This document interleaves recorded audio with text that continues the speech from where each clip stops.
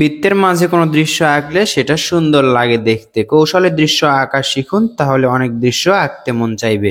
দেখুন, এভাবে আমরা দুইটা ডাবল দাগ করলাম, নিচের দিকে একটু চওড়া, উপর দিকে সরু। এইটা কি হবে? এটা হবে একটি ডাব গাছ। আমরা ডাব গাছের শেপ করলাম, পাতা আমরা পরে আঁকবো। এরপর আমরা এই পাশ থেকে দেখুন এভাবে করে নিচের দিকে একটা দাগ দিব, একটু ভাঁজ করে নিচের দিকে আসবে, কিন্তু দেখুন এইভাবে। এবার এখানে আমরা একটি ঘর আঁকবো। ঘরটা দেখুন কিরকম হয়। এভাবে একটা ত্রিভুজ আঁকবো। ত্রিভুজটা আমরা ডাবল করব।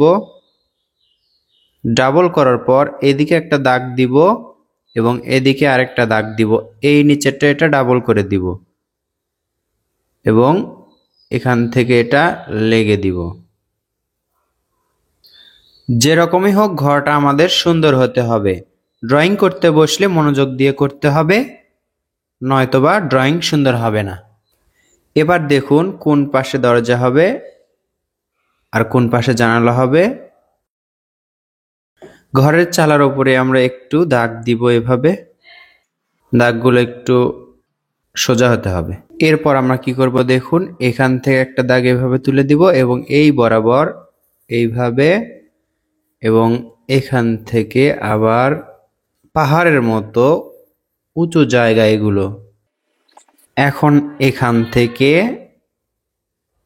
দূরের যে গাছপালাগুলো আছে সেটা দেখা যাচ্ছে। আবার এখানে আবার দিব। দৃশ্যটা আমরা একেবারে সহজ করে আঁকার চেষ্টা করব, একেবারে কঠিন করব না। এগুলো দেখুন, আমরা সাদা মেঘ আঁকছি। সাদা মেঘ রং করার পর এটা বোঝা যাবে।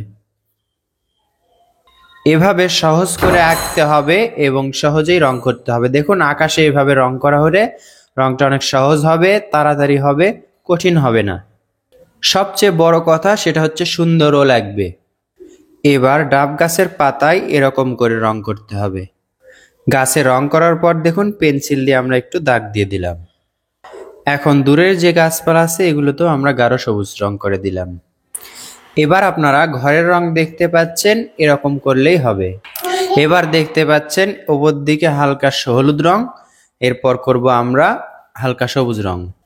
এবার আমরা হালকা সবুজ রংটা হলুদ রঙের মধ্যে মিশে দেওয়ার চেষ্টা করব। এভাবে ধাপে ধাপে রং করলে রং করা সহজ হবে এবং সুন্দর হবে। এরপর গাঢ় সবুজ রংটা নিচের অংশে করে রঙের কাজটা আমরা একেবারে শেষ করে দিলাম। এই ভিডিওর মাধ্যমে যদি আপনাকে আমি শেখাতে পারি তাহলে আমার সার্থকতা। আপনি যদি শিখে থাকেন তাহলে কষ্ট করে একটি কমেন্ট করুন, কমেন্ট বক্সে কমেন্ট করে জানান যে আপনি শিখতে পারলেন কিনা, কেমন লাগলো। এটা আমাকে আমার কাজের প্রতি আরো উৎসাহ বেড়ে দিবে। কষ্ট করে হলেও লাইক এবং কমেন্ট করুন, শেয়ার করুন অন্যদের মাঝে। ধন্যবাদ সবাইকে। দেখা হবে ইনশাআল্লাহ নতুন ভিডিওতে। আসসালামু আলাইকুম।